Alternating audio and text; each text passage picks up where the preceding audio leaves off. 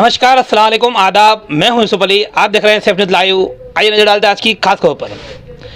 इस समय हमारे साथ मौजूद है ज्वेलर्स एसोसिएशन के उपाध्यक्ष MRSSF महाराष्ट्र राज्य सर्राफा स्वर्णकार फेडरेशन, उसके उपाध्यक्ष भंवर के मेहता जी हैं। ये हमेशा स्वर्ण व्यापारियों के साथ होने वाले अत्याचार उसको लेकर आवाज़ उठाते रहते हैं और इनकी ये संस्था काफ़ी अग्रणी संस्था है। सामाजिक काम में भी ये संस्था आगे है, लेकिन इनके लोगों को जो तकलीफ़ें हैं उसके लिए खास संस्था आवाज़ उठाती है। यहाँ आज हम इनसे मुलाकात करना है। विषय कुछ ऐसा है कि जिस तरह से स्वर्णकार व्यापारी से सोने की रिकवरी प्रशासन द्वारा की जाती है, उसमें कुछ इनके आरोप है। खासकर इस समय जब हम इनसे चर्चा कर रहे थे, इन्होंने बताया, अभी ये खुद अपने ज़बानी बताएंगे कि बेंगलोर से कर्नाटक राज्य की पुलिस आकर बेंगलोर से पुलिस आती है और यहाँ गलत तरीके से वो नियमों के बाहर सोने की रिकवरी करती है व्यापारियों से। उसमें व्यापारियों को काफ़ी दिक्कतें हो रही है और रिकवरी भी कोई छोटी मोटी नहीं, कई किलो सोना, कई लाख रुपया, इस तरह की रिकवरी। तो जानते हैं क्या है पूरा मामला और इस पर क्या है इनकी राय। मेहता सर, क्या कहेंगे आप? जैसा अभी बता रहे थे कि कर्नाटक बेंगलोर की जो पुलिस है वो आती है यहाँ रिकवरी करती है, तो उसमें आपको क्या गलत लगा और उसमें क्या चीज़ है, क्या नियम तोड़े जा रहे हैं? बेंगलोर पुलिस के द्वारा बम्बई में आकर व्यापारियों पे एक दहशत निर्माण करके उनको दबाव में डालकर नाहक त्रास देकर जो गलत तरीके से जो वसूली की जा रही है उसको रोका जाए। मैं बम्बई कमिश्नर, DIG और मीरा भाईंदर के कमिश्नर तीनों से आह्वान देना चाहता हूं कि जो 2-2.5 सालों में बेंगलोर पुलिस ने आकर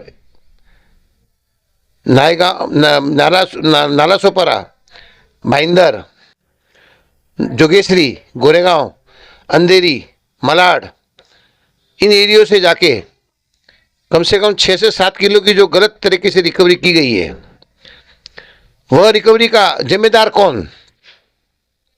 क्या यहाँ के DCP और वहाँ के DCP का प्लान होता है? कैसे क्या होता है, मुझे समझाएं। मैं बार बार इनको पत्र देकर, कम से कम मैंने 10 से 15 पत्र दिए होंगे, लेकिन आज दिन तक उसका कोई जवाब नहीं, क्योंकि उनको मालूम है इस पत्र का जवाब देना हमें मुश्किल है। उनको रिकवरी मिल गई, वो चले गए, लेके चले गए।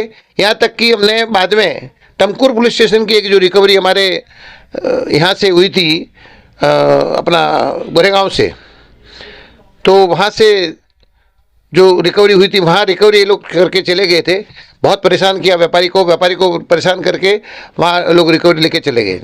लेकिन हमने रिकवरी को वापस चैलेंज करके हमने कहा कि ये रिकवरी हमने ज़बरदस्ती दी है, पुलिस के कहने पे दिए, दबाव डाल के दिए। तो वो रिकवरी आज टमकुर पुलिस स्टेशन में, वो टमकुर पुलिस स्टेशन को मजिस्ट्रेट कस्टडी में जमा करानी पड़ी। मजिस्ट्रेट कस्टडी में जमा कराने के बाद आज वो मजिस्ट्रेट कस्टडी में पड़ी है, उसकी 2 तारीखें पड़ी। हमने भी केस डाला और केस डालने के बाद हमने ये कहा कि अभी हमें न्याय मिलेगा। आप जैसा आरोप लगा रहे हैं तो आपके आरोप अपनी जगह पे है, लेकिन अगर पुलिस आई है तो उनके पास कुछ FIR रहेगा, कुछ इसका वो डिटेल रहेगा, उसके आधार पर वो लोग आकर FIR कर रहे, तो उसमें किस तरह की अनियमितता है, क्या आरोप है? यहाँ लोग आते हैं तो स्थानीय पुलिस स्टेशन जो होती है वो स्थानीय पुलिस स्टेशन के साथ रहती है, उनका एक कांस्टेबल साथ में भेज देते हैं। क्या खाली कांस्टेबल भेजना उचित है? आपकी उधर एंट्री क्यों नहीं होती है? आप एंट्री करके सोने की जो रिकवरी करवा रहे हैं वो कहाँ लेके जा रहे हैं? उस व्यापारी को वहाँ लेके जाने की धमकी देती जाती है कि तुमको बेंगलोर लेके जाएंगे। क्यों हमारे व्यापारियों को धमकी दी जा रही है? और व्यापारी को धमकी, वो बेंगलोर आने के हिसाब से कि बेंगलोर जाएंगे, मेरी हालत ख़राब हो जाएगी, उधर रहना पड़ेगा 8-10 दिन, ये दबाव के हिसाब से वो रिकवरी दे देता है। जो गलत रिकवरी ली, हमने वापस ऑन द स्पॉट 3 दिन 4 दिन में हमने रिकवरी लगाई और वो आज मजिस्ट्रेट कस्टडी में सोना जमा है। अभी 8 या 9 तारीख पड़ी है, वो सोने की रिकवरी हम वापस उधर से लेके आएंगे। नहीं, जो पुलिस FIR की जो बात है, FIR में सोने का कुछ नमूद है कि नहीं है? कि आपने वो FIR आपको दिखाई जाती है क्या? किस FIR के आधार पर आपकी रिकवरी की जा रही है? FIR उन्होंने बताई नहीं है, और जो FIR थी उसमें वो सोना था ही नहीं है।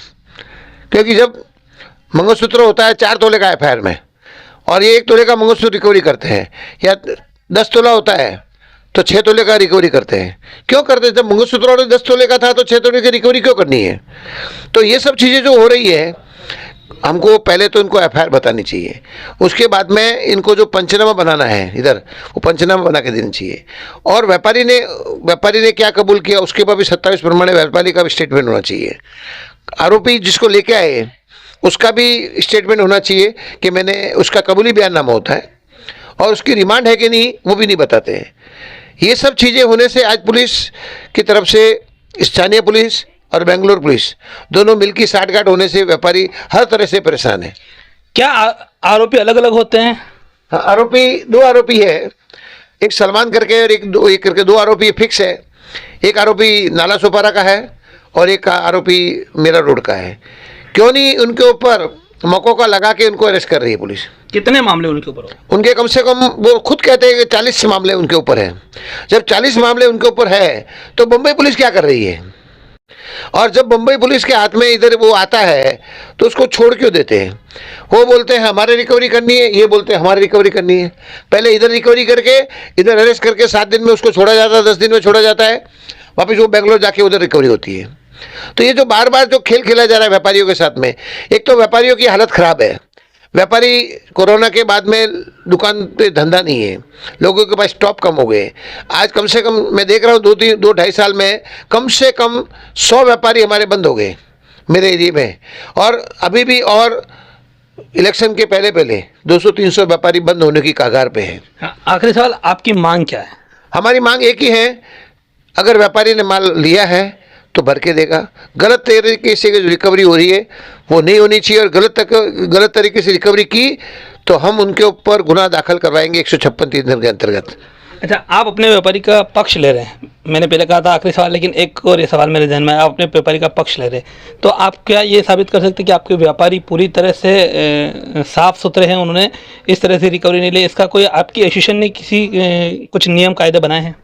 हमने एक ही बात है, हमारे टोटल नियम कायदे, हमारे जो रश्मि शुक्ला जी हमारी डीजी है, उनका रजिस्टर हम भरवाते हैं, और हमको हर क्लियर व्यापारी को कहते हैं कि आपको चोरी का माल नहीं खरीदना है, आधार कार्ड वगैरह उनसे मांगना है, बिल बना के लेना है, चेक से व्यवहार करना है।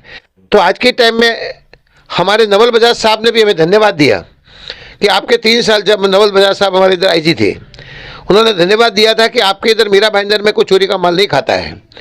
उसके बाद दाते साहब रहे, तो दाते साहब के टाइम में भी हमारा मीरा भाईंदर का कार्यकाल काफ़ी अच्छा रहा, मेरा रोटू विरार।